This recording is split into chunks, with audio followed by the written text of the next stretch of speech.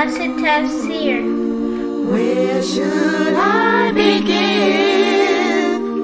when I'm starting at the end?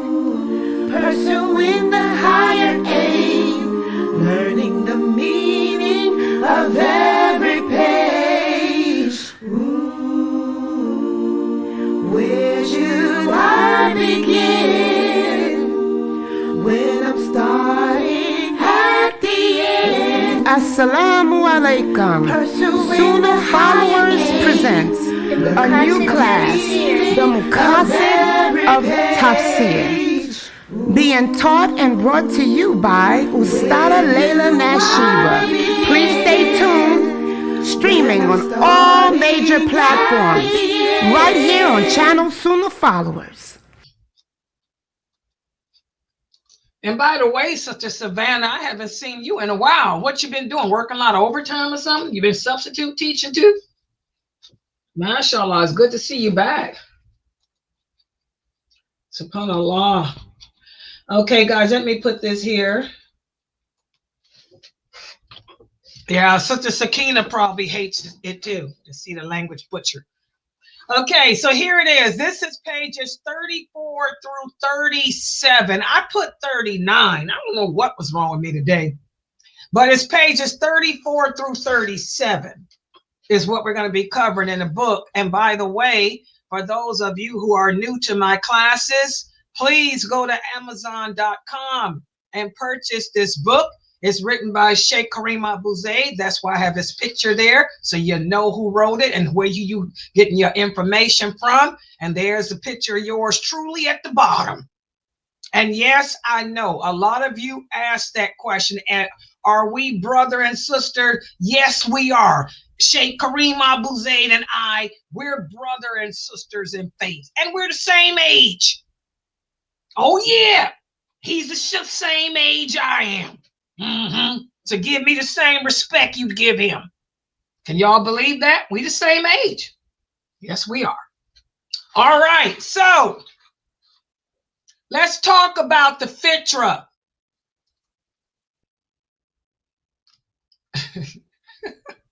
Yeah, we are, for real. Me, him, and Jamali. Me, him, and Dr. Jamali. We're all the same age. Yeah. Okay, so here we go. Fitrah. Fitrah is an Arabic word. And when, remember, we talk about all the time, because Dr. Asim, he's our scholar of the Arabic language here at SunnahFollowers. He has a PhD in the Fusha.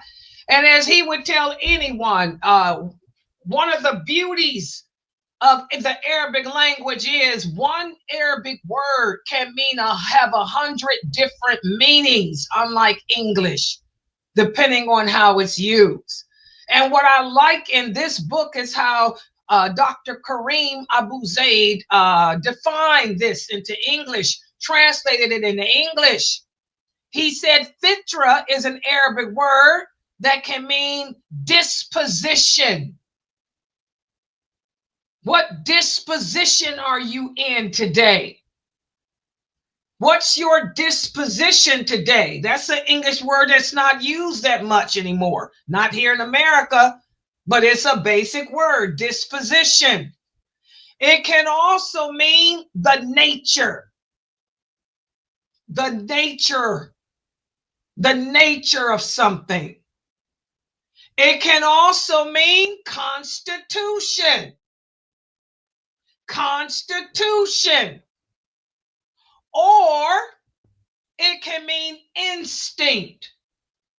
And that's a better definition for you guys here that speak English. Fitrah refers to the natural instinct. Okay.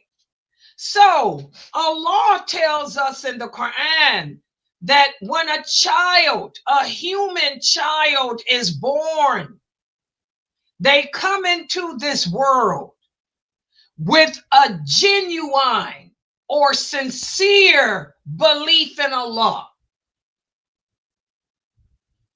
And And it's not just a human child, but all of Allah's creation.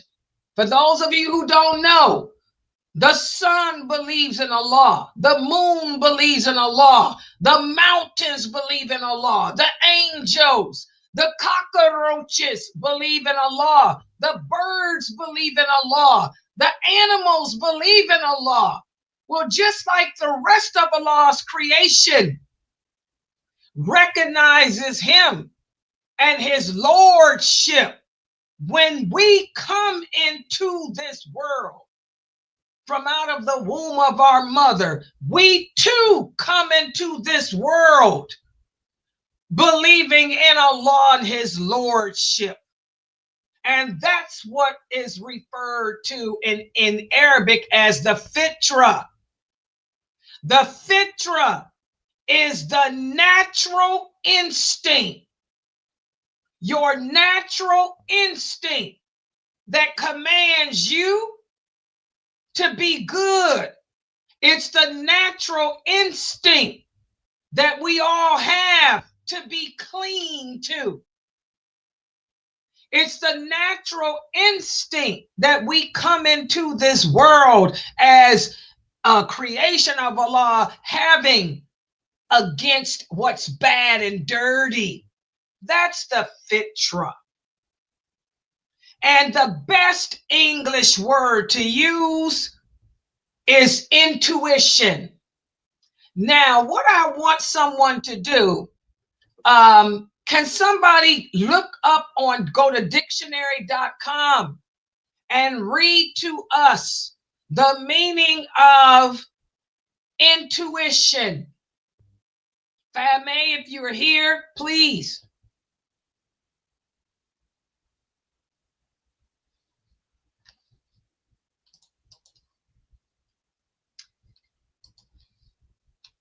Let's see if I can beat y'all to it. And I'm working 10 computers.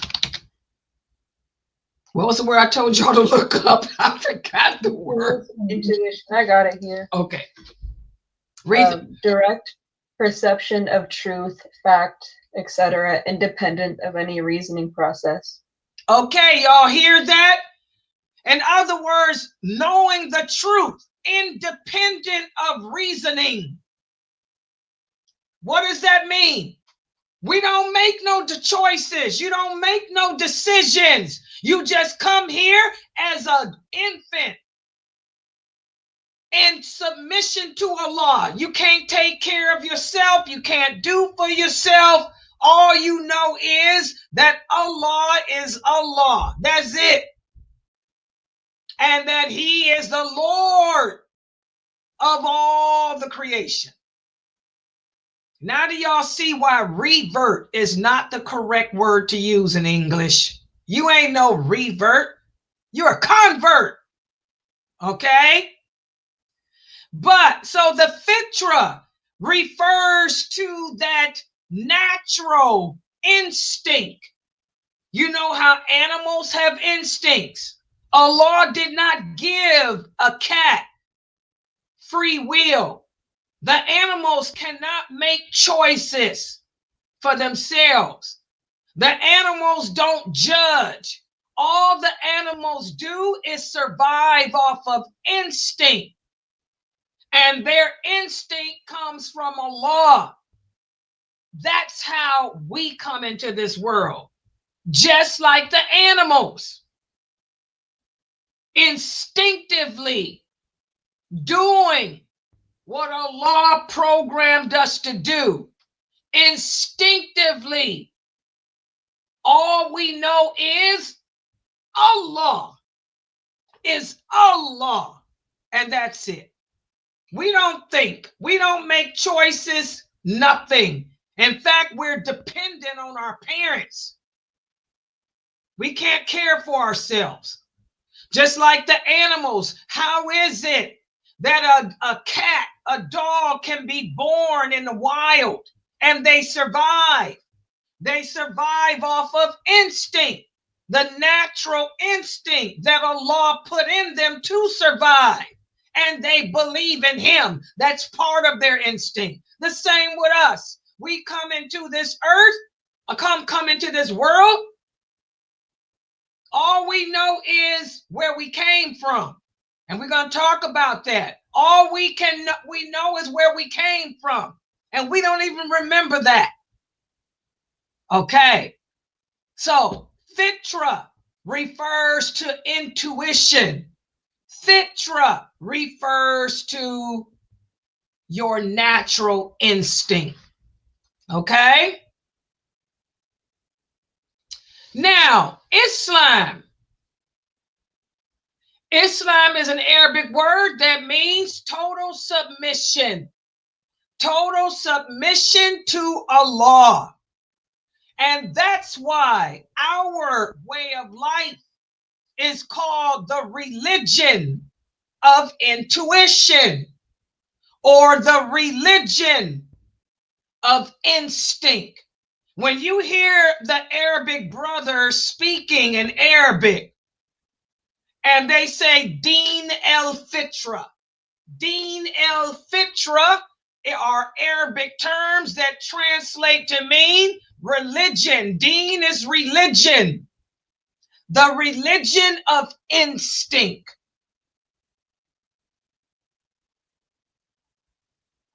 Also, the religion of human nature. Why do people refer to our way of life as being the religion of intuition, the religion of the human nature? Because the laws of our way of life and the teachings in our way of life are in total harmony with the norm and the natural instinct that we have as humans. Y'all understand what I'm saying? I'm not breaking this down simply. Just like that cat that this man is holding in this picture, that cat doesn't have free will, but it is in submission to Allah. That's why on the day of judgment, the animals will not be judged. The animals will not be held accountable. Neither will the sun, neither will the moon, neither will the mountains, neither will the birds, neither will the bees, neither will the cockroaches, neither will the trees. Okay? Because they have the natural instinct to believe in Allah. That cat is laying there in submission to Allah. And that cat is laying there loving its owner, because its owner takes care of them. And so it's that cat's natural instinct to show affection. Since that cat can recognize that this man cares for it, it's that cat's instinct to show affection by purring and cuddling up to him. Why? To keep him taking care of him. That cat's natural instinct tells it that if it makes that man angry, he may throw it out. And even if that man threw it out his house, that cat will still do what Allah programmed it to do naturally. Because that cat knows in the long run, we all go back to Allah, not that man. He's going to show his affection to that man. But if that man were to put him out the house, the cat would be like, well, another one bites the dust. Allah, show me what to do. The cat knows Allah got its back. Okay? That's the fitrah. Listen to what Allah says in the interpretation, the meaning. By the soul and the proportion and order given to it, and its enlightenment as to its wrong and its right. Subhanallah. This is one of my favorite verses of the Quran to ponder the meaning of. Why? Because here Allah is telling us in this verse that he created us with this capacity to believe in him just as that cat does. He created us with this capacity to recognize what's good for yourself, just like this cat does. This cat knows if it doesn't show its gratitude to that man by purring and loving him, that man could toss him to the outside. He'd survive because Allah put that instinct to survive in him, but the cat knows it would be harder. He'd be cold. He'd have a hard time looking for food. He'd have to hunt. Well, Allah created us with this same capacity known as the Fitrah. And that Fitrah used to be attached to our souls when we were in paradise, wherever Allah keeps the souls with him. Because when Allah created Adam, alayhi salam, after he had the soul breathed into Adam, Allah then ran his hand across the back of Adam. And when Allah did that, my soul, your children's soul, your grandparents, your great-great-grandkids, all the souls of mankind that will ever exist, all of our souls appeared. And then our Allah gathered us.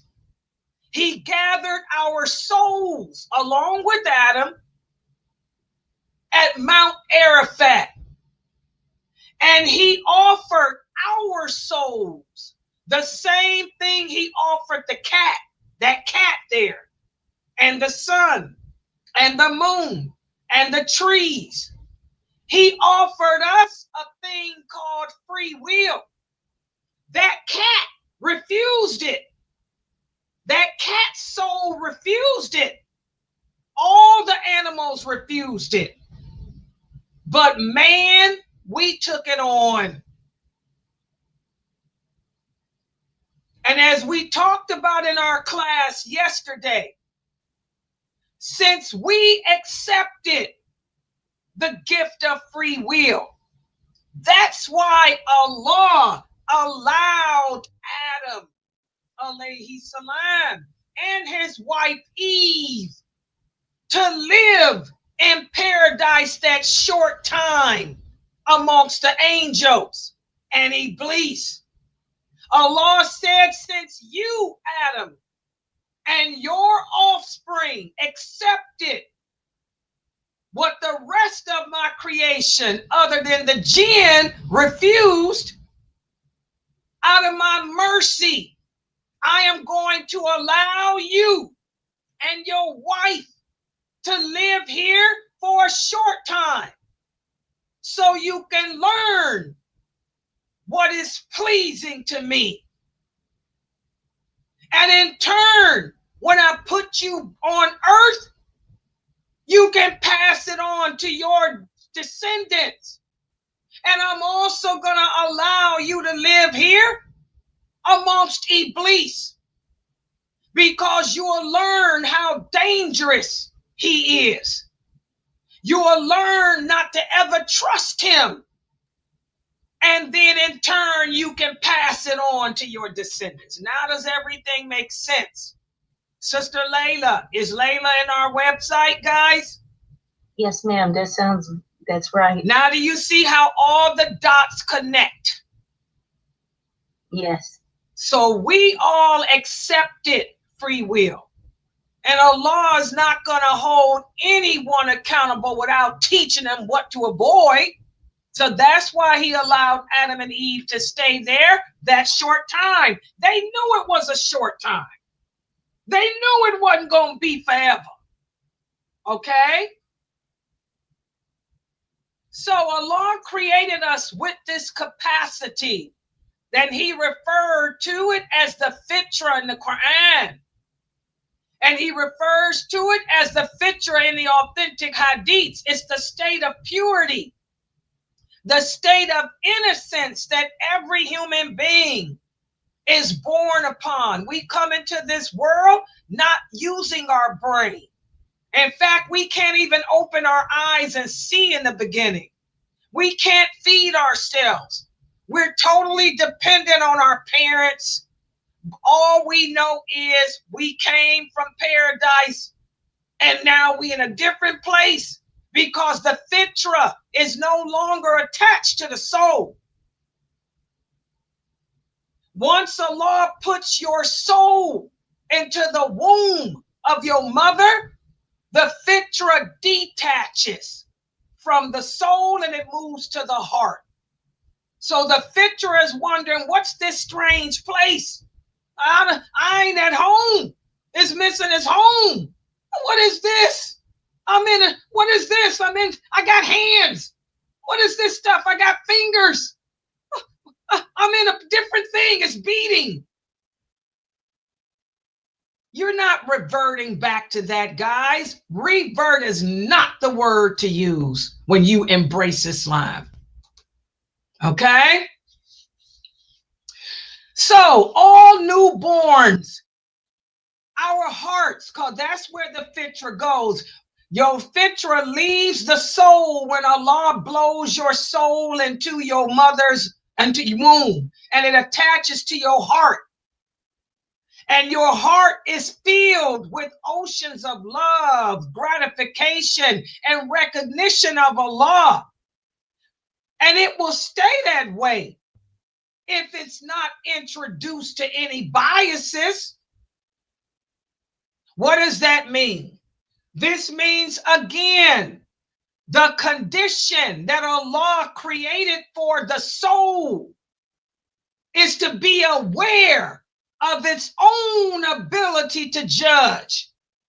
There's no excuse for any of us as human beings to follow misguidance. There's no excuse for any of us as humans to say we're an atheist or any of that, because that Fitrah is in your heart. And instinct makes it recognize truth from falsehood, good from evil, filth from cleanliness. Just like that cat. That cat knows a litter box is dirty. When it's dirty, it's going to not use it if you don't clean it. That's natural instinct. Okay? So our souls, remember, Allah allowed Adam too, and his wife to live amongst the angels to learn what's pleasing. Okay? It's up to your parents to have learned that from their parents and pass it down. But even if they don't, that Fitrah that's in your heart, it's trying to find its way back to Allah. Is it a strange place? It's like, what? It don't remember anything. It's like, all I know is this is not good. I don't remember where I was. It wasn't here though. This ain't good. It knows this is bad. This is not good. So there's no excuse for us. Okay, hold on for 1 second, guys. Okay, hold on for one second. So there's no excuse for any of us to say that we didn't know, because, when you hear the truth, that's why Allah says in the Quran, anyone. Now let me show y'all how the dots really connect.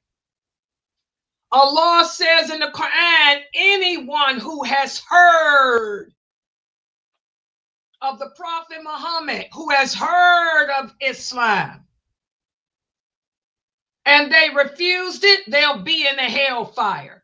Allah didn't say that somebody has to sit down and teach you a Tawheed class. Now do y'all see why? Because the Fitrah in your heart recognizes the truth if it's heard.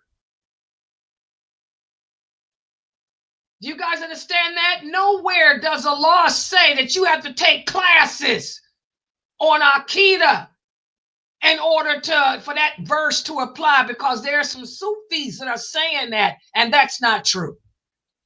Because Allah created the soul and it's aware of its ability to judge. We took on free will. You chose to reject the truth. The soul chooses to reject the truth if it's been told to them. Now, for those people that ain't never heard about Islam, never heard, that's something different. But for these kafirs that hear about us, know about us, they hear about us all the time. They are choosing to reject it because the soul is criminal by nature. The soul is attracted to what's bad and dirty. The soul doesn't want anything to do with what's clean and good. And listen to how Allah describes the seeding of the Fitrah. Allah says, here's my dalil for everything that I told y'all about our creation. Allah says in the interpretation, the meaning, when your Lord asked all of the offspring of Adam before their birth. Now, for the brother who's here typing that I'm talking nonsense, is Allah speaking nonsense. Allah says, when your Lord asked all of the offspring of Adam before their birth, am I not your Lord? All of them testified and bore witness to their testimony on the day of judgment, they will not say we were not aware. So I dropped my mic. And again, guys, when I teach, I don't make up stuff like these other people. I'm teaching y'all true Islam with the clear evidence. There's my clear evidence that I didn't make this up. Also, we have this hadith here that points out the role of the devils in destroying your natural instinct to believe in Allah. Listen to what the Prophet sallallahu alaihi wasallam said. Behold, my Lord has commanded me to teach you that which you do not know of what he has taught me. On this day, all the wealth that I have bestowed upon a person is permissible. I have created all my servants with the inclination to worship Allah alone. But the devils come to them and turn them away from their religion. They forbid to them that which I have allowed them to do, and they tell them to associate others with me for which I have not sent down. Just like this brother is typing here in this Shahada group. He's one of the devils. He's a great example. And thank you for joining, Iblis Jr. Okay? We naturally, it's our instinct. It's our instinct to worship Allah alone. It's our instinct to recognize the truth. But Shaitan, Iblis, has his allies too. His allies amongst mankind and his allies amongst the jinn, who will do everything in their power to turn you away from that natural instinct to follow the true path. Also, the Prophet, here's my other dalil. The Prophet sallallahu alaihi wasallam said, there is no child who is not born in a state of intuition, which is that natural instinct to believe in Allah. But it's his parents that make him a Jew or a Christian or a pagan. Just as animals bring forth animals with their limbs intact. Do you see any deformed one amongst them? And then the Prophet recited these verses. This religion is the original disposition from Allah upon which he originated mankind. There is no exchange for the creation of Allah. That is the most upright religion, but most of mankind do not know. So y'all see that. So our souls, before Allah had the angels blow my soul and your soul into our mother's womb, our souls were hanging around in paradise or wherever Allah keeps them, in submission to him, just like the angels, the Buraka and all the El Hurin and all the rest. Okay? But once we enter into the womb, the soul enters the womb of the mother, it detached, the Fitrah detached from the soul to the heart. And it's dependent on how your parents raise you. That's why Allah tells us in the Quran, what's your priority? You sisters, that's why I'm always emphasizing this with you women. I know you guys want a career and all of that, but your priority are your children. Listen to what Allah says. And the interpretation, the meaning, oh believers, save yourselves and your families from a fire whose fuel is people and stones, overseen by severe angels who never disobey Allah's orders. You have to, it's your job as a mother and as a father to teach your children Tawheed, to raise them upon the correct belief system, to nourish that natural instinct within themselves to believe in Allah and put him first and foremost.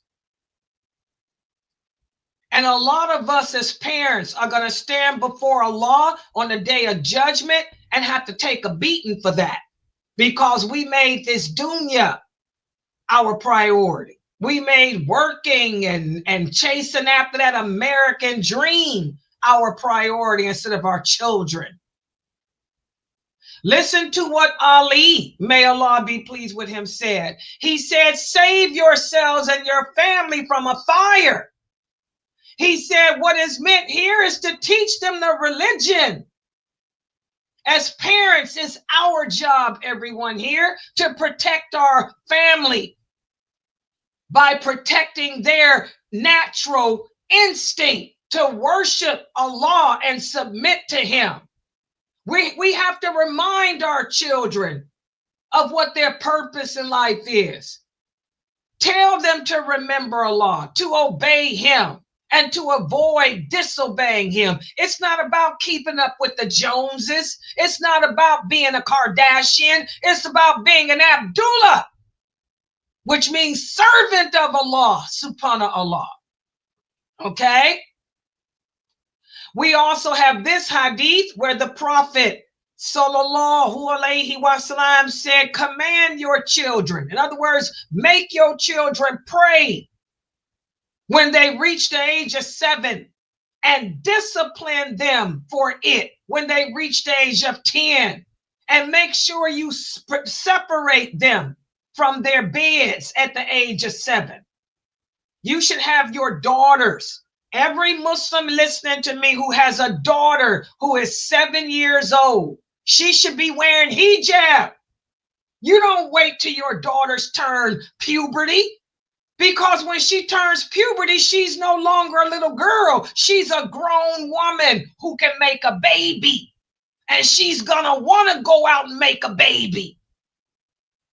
So it's too late to make a woman put some clothes on when she's trying to make a baby.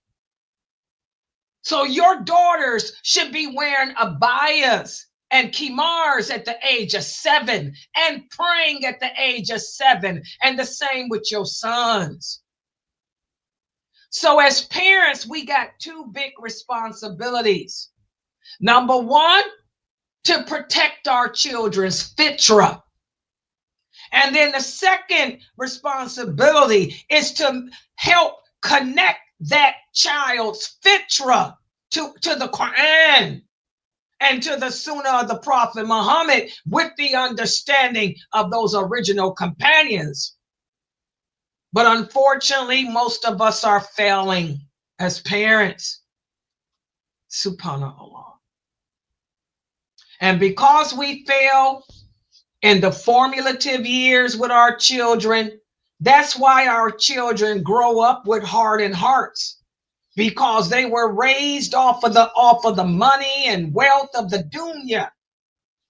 But their parents did nothing to nourish their fitrah. So now, they're all about the dunya. Their hearts are hardened to Allah. Their hearts are hardened to the religion of Islam. Their hearts are hardened against submission. Instead, they want to give in to their desires of the flesh.